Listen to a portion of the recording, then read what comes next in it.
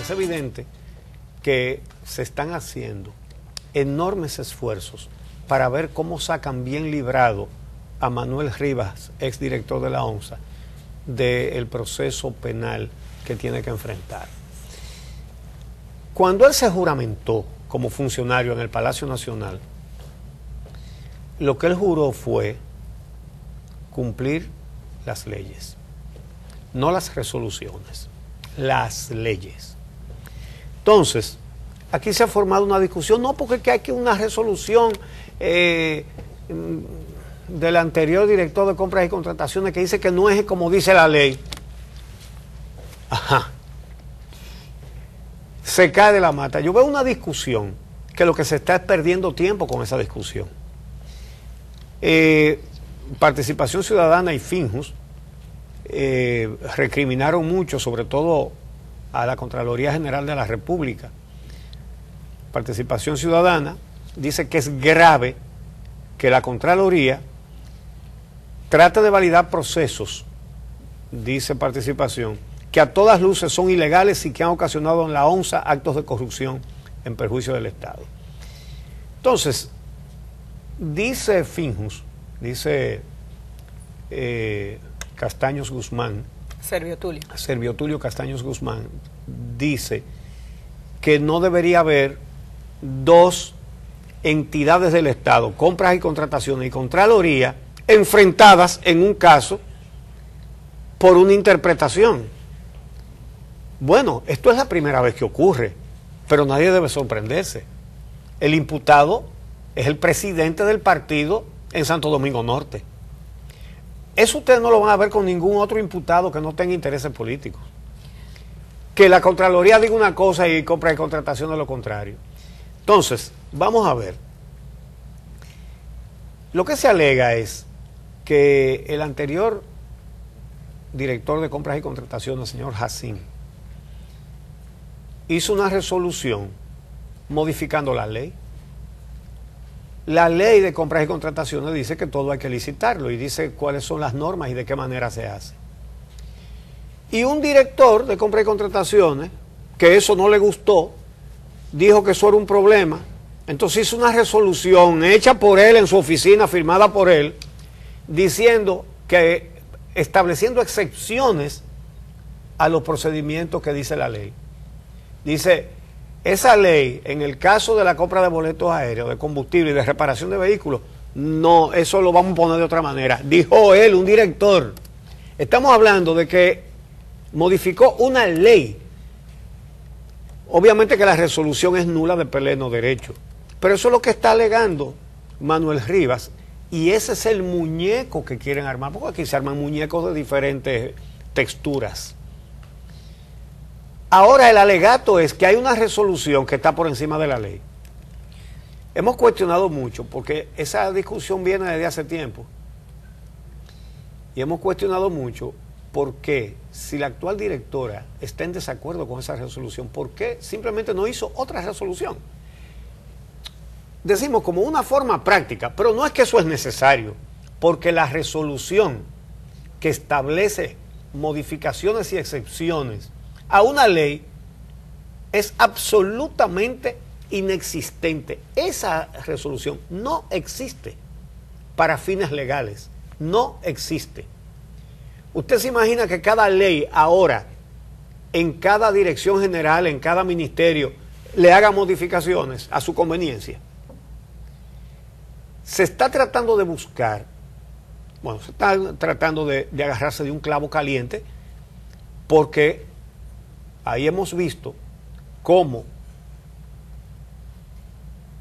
un entramado de corrupción que se denunció en el 2012, la Cámara de Cuentas, la Contraloría General de la República, la Dirección de Compras y Contrataciones, la Procuraduría General de la República, todas esas entidades se pasaron 6 años de vacaciones, porque hasta fue denunciado públicamente y tuvo que haber sangre para que se hiciera una auditoría.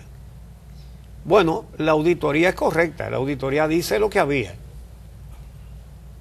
Y me parece que muy correcto también el hecho de que diga que las barbaridades que cometió este señor, depredando miles de millones de pesos, más de 4.000 millones de pesos,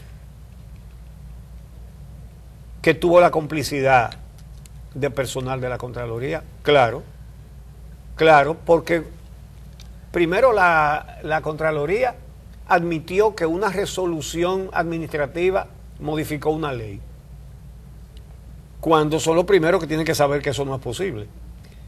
Y lo segundo es que aún si se diera por válida esa resolución, hay casos de corrupción enormes, de bulto, porque pagarle miles de millones de pesos a empresas que no tienen ni domicilio, dígame usted qué importa resolución o no resolución. Por eso, Uchi, yo creo que hay que evaluar varios aspectos. Compras y contrataciones, cuando permite que se siga utilizando esa resolución, que hemos dicho en más de una ocasión que si crea tantos problemas, ¿por qué no ha sido derogada?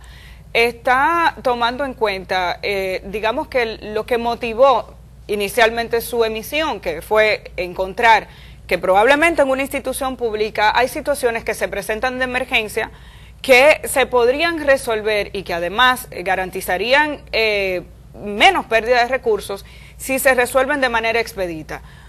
Un carro del Estado se le daña una pieza rápidamente, algo sencillo, no se va a hacer un proceso de licitación amplio para reparar una goma y comprar una goma que se dañó. Estoy poniendo un caso sencillo que se puede presentar en el día a día en una institución gubernamental. Hay que echar gasolina en una estación porque no se puede ir donde el suplidor por H. Pues se le acabó la gasolina en Navarrete. En Navarrete, y el funcionario tiene que echar gasolina para allá, pues no se va a hacer una licitación pública para eso. Digamos que el espíritu de la resolución, conforme lo que ha explicado Compras y Contrataciones ya en 2 ocasiones, está relacionado básicamente con situaciones de emergencia o situaciones que hay que resolver de manera rápida cuyo monto sea menor.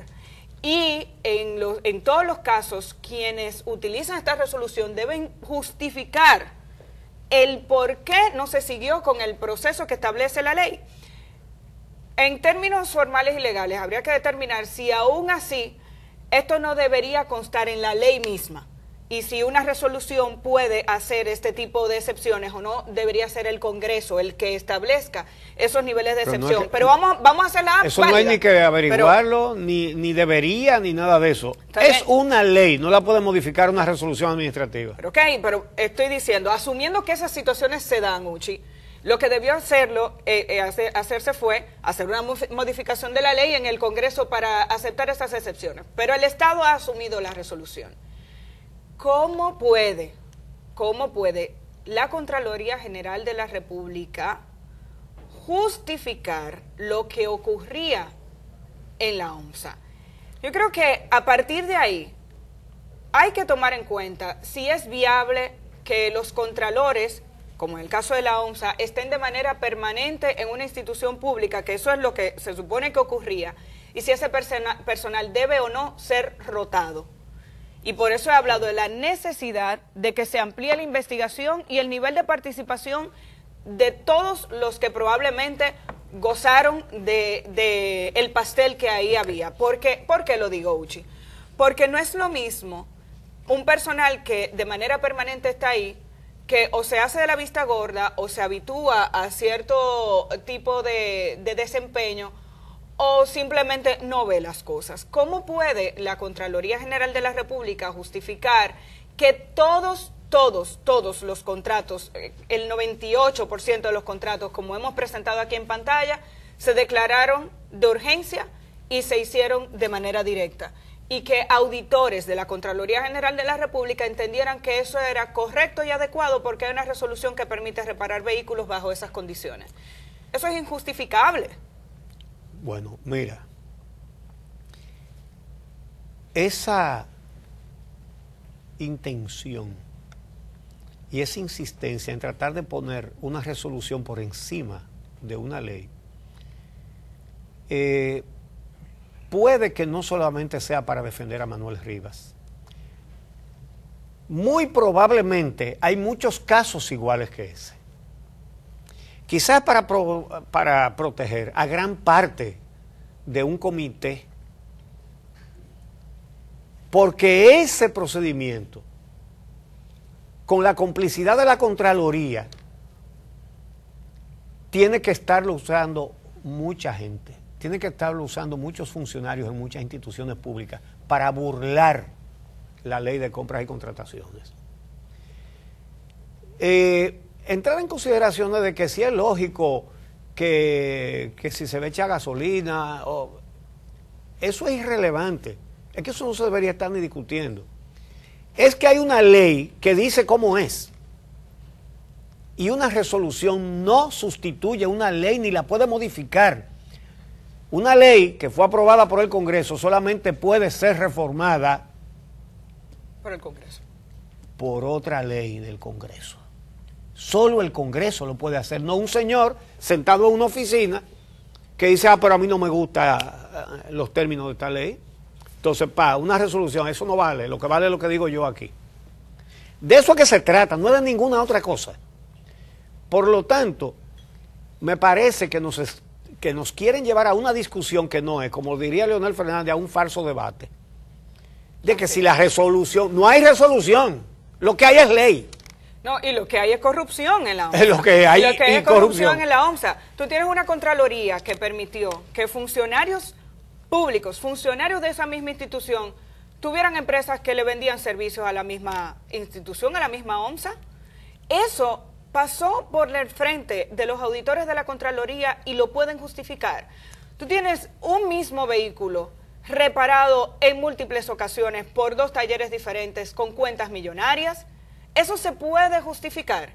Se puede justificar que no se hayan hecho licitaciones para la compra de múltiples servicios contratados de manera permanente y por cantidades impresionantemente altas, declarando todos los procesos de urgencia o estableciendo criterios para las compras directas. ¿Se puede eso justificar? No hay forma de justificar lo que estaba ocurriendo en la Oficina Metropolitana de Servicios de Autobuses desde el año 2012 hasta el 2017. Pueden dar todas las maromas que quieran, pueden intentar hablar con los medios de comunicación y buscar argumentos. Ahí todo el mundo sabía que lo que se estaba manejando era de manera irregular e incumpliendo con todo lo que establece la Ley de Compras y Contrataciones, y lo sabían. Vamos a ver lo que dijo ayer el exdirector de la OMSA, Manuel Rivas, y lo que dijo también su abogado, el muy reconocido jurista Carlos Salcedo. Manuel Rivas declaró, muy brevemente, que él actuó según lo que establece la normativa, refiriéndose a la resolución, no a la ley, obviamente, indicando que ahora espera por la verdad y la justicia. Bueno, la verdad está en los miles de millones que se robaron. Más verdad que esa, porque esa es una verdad objetiva y además palpable. Entonces, si es lo que quiere que se establezca la verdad está en los 4,000 y pico de millones de pesos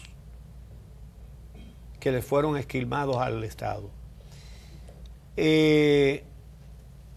En las empresas que no tienen domicilio, en unidades en las que señores, una sola guagua fue objeto primero de una reparación de 1 millón y pico, casi 2 millones de pesos, y de ahí se la llevan a otro taller donde la vuelven a reparar por 2 millones y pico de pesos. 2 reparaciones.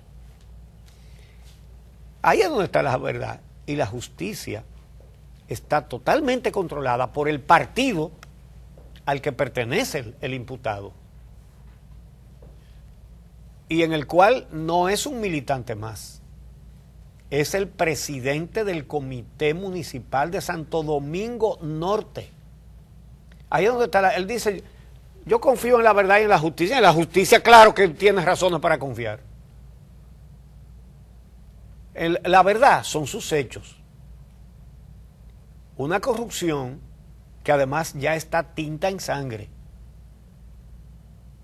porque no estamos hablando de poca cosa. Corrupción extrema y además tinta en sangre. Y todo esto de que es una resolución, que vale una resolución, todo eso es acotejándole la cosa al presidente del partido en Santo Domingo Norte.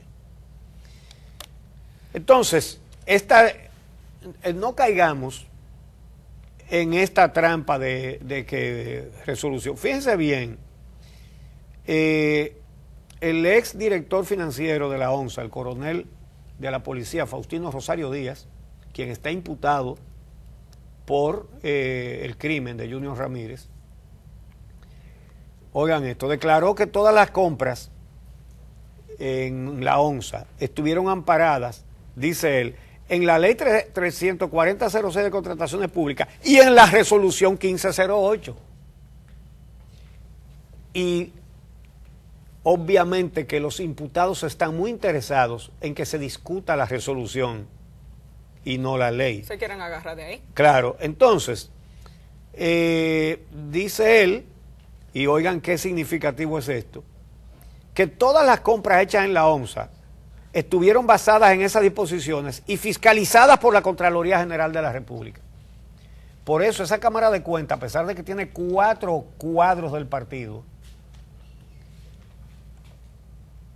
parece que con mucha razón acusa de complicidad a la gente de la Contraloría, porque autorizaron todo eso. Entonces, el abogado Carlos Salcedo, representante legal de Manuel Rivas, cuando le preguntaron sobre la auditoría de la Cámara de Cuentas, dijo él que no hay tal violación a las leyes porque su cliente trabajó conforme a la resolución 1508. Sí, lo autorizó una resolución, entonces no violó la ley. Él sabe perfectamente, un jurista brillante, que una resolución no puede modificar a una ley. Pero de lo que ellos se pueden agarrar, de clavo caliente que se pueden agarrar, es de la resolución. Que desde el mismo momento en que fue emitida esa resolución debió ser motivo de sospecha y debió inmediatamente revocarse eso y destituir al que dio esa resolución. Pero entonces eso le iba a poner difíciles las cosas a los funcionarios corruptos. Por eso se dejó así, para que puedan seguir haciendo todo esto que se hacía en la ONSA y que se ha hecho en tantas instituciones del Estado. Y la insistencia en querer discutir la resolución y no la ley es porque hay muchos otros que se agarraron de esa resolución para hacer lo que ahora se pone claro que se estaba haciendo en la ONSA. Ahora se comprueba, porque denunciado está desde hace 6 años. Entonces, ¿dónde está la ley? Ahora esa es la pregunta que hay que hacer. ¿Sí, la ley dónde está? ¿Está por encima o está por debajo de una resolución? ¿Y cómo es que 2 instituciones públicas están enfrentadas ahora con ese asunto de que si la resolución vale o si no vale? Incluso la posición de la Dirección de Compras y Contrataciones tampoco es correcta, porque ellos dicen que en algunos aspectos las cosas que hizo ahí Manuel Rivas violan la misma disposición administrativa, la misma resolución. No, ni averigüen si viola o no viola, es que no existe, esa norma no existe.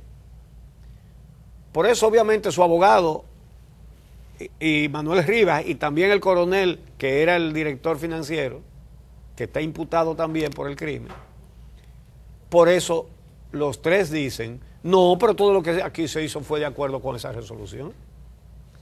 Entonces, si esa es la estratagema con la cual piensan sacar bien librado a Manuel Rivas, es bueno advertir que todo aquel que quiera seguir ese juego de confundir y de ahora ignorar que una resolución no puede modificar una ley, es porque está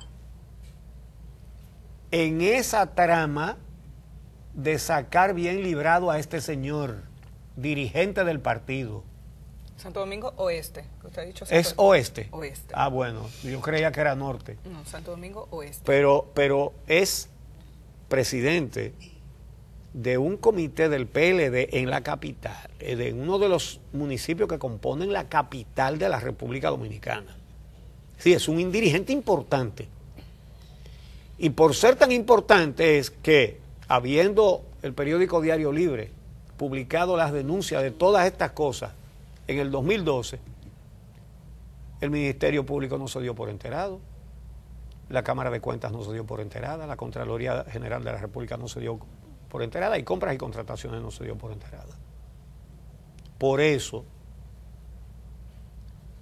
y aquí se está jugando la suerte no de Manuel Rivas, sino de muchos funcionarios que se están agarrando de esa resolución ilegal e inexistente para hacer todas las diabluras que se estaban haciendo en la ONSA. Y que quede claro que esta es una corrupción sangrienta, sangrienta. Y por más alaracas que hagan, es corrupción y es sangre. Aquí no se está hablando de otra cosa. Y justamente, bueno, el periódico Diario Libre en su editorial de hoy señala que eso de esa resolución es una muestra de cómo aquí se hacen las leyes y después se burlan. Le sacan la lengua a la ley. No lo dice con esas palabras. Esa es la realidad. Esto es inadmisible. Absolutamente inadmisible.